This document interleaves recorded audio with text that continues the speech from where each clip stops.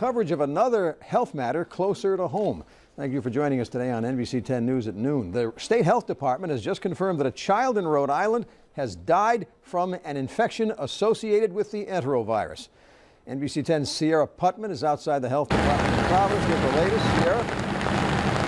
Well, just a few minutes ago, Dr. Michael Fine, the director of the Rhode Island Health Department here, says that this was, quote, a perfect storm, where a 10-year-old Cumberland girl was diagnosed with a staph, sepsis, and then they later found out that she also tested positive for the enterovirus. However, at this time, the Rhode Island Health Department says she died overwhelmingly of staph sepsis. The health department says the Cumberland girl showed signs of illness last week and her parents took her to the hospital immediately.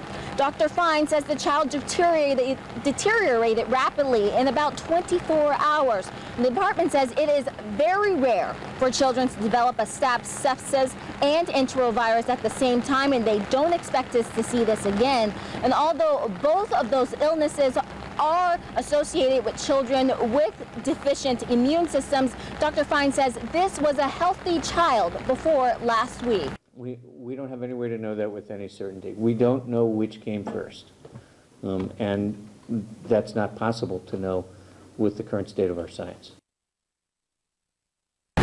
And the Department of Health says it is in talks with the CDC. However, at this time, they do not know, like Dr. Fine says, how enterovirus is related to this girl's death. Reporting live in Providence, Sierra Putman, NBC 10 News.